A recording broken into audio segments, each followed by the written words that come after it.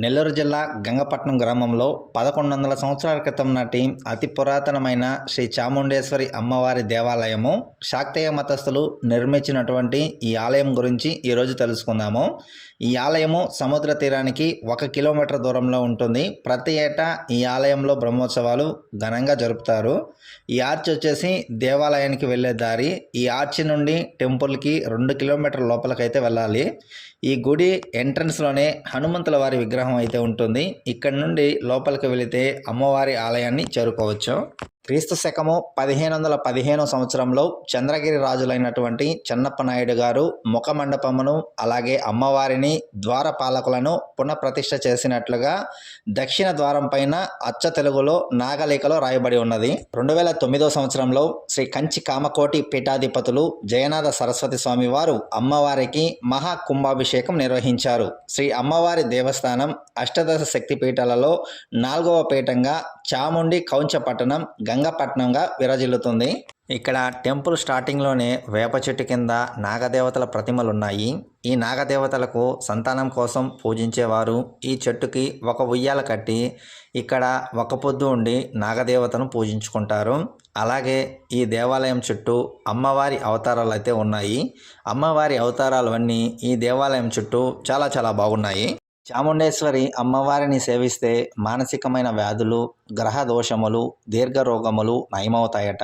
అలానే సంతానం లేని వారు అమ్మవారి దేవస్థానానికి వచ్చి స్నానం ఆచరించి భక్తితో 40 రోజులు 108 ప్రదక్షిణలు చేస్తే సంతానం తప్పక కలుగుతుందట. అమ్మవారి దేవాలయానికి 2 ద్వారాలు అయితే ఉన్నాయి. ఇది ధ్వజస్తంభము.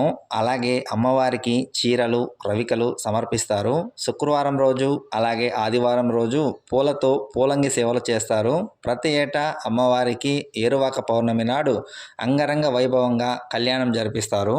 ఈ దేవాలయంలో గంగమ్మ తల్లి ఆలయం కూడా ఉంది. ఈ గంగపట్నం ప్రజలు అమ్మవారికి బ్రహ్మోత్సవాలు మొదలై కోడి కట్టిన మొదలు కోడి విప్పేంత వరకు ప్రతి ఇంట మాంసాహారాన్ని నిషేధిస్తారు. ప్రతి ఇంట శుచి శుభ్రతతో నియమ నిష్టలతో అమ్మవారి కళ్యాణాన్ని తిలకిస్తారు. ఇక్కడ ఇంకొక ఆలయం కూడా ఉంది. పంచముఖ వినాయక స్వామి ఆలయము. లోపల శివుడు, పంచముఖ వినాయక స్వామి అలాగే పంచముఖ సుబ్రహ్మణ్య స్వామి ఉన్నారు. ఇక్కడ అమ్మవారికి ప్రతి సంవత్సరం జాతర నిర్వహిస్తారు. జాతరకు వచ్చిన వాళ్ళ కోసం ఇక్కడ రూమ్స్ కూడా అవైలబుల్గా ఉన్నవి. ఆదివారం రోజున, మంగళవారం రోజున అమ్మవారికి చాలా ప్రత్యేకమైన పూజలు చేస్తారు. అమ్మవారి బ్యాక్ సైడ్లో ఇలా చాలా పెద్ద కోనేరు అయితే ఉంటుంది. ఈ కోనేరు మధ్యన శివపార్వతుల విగ్రహాలు అయితే ఉన్నవి.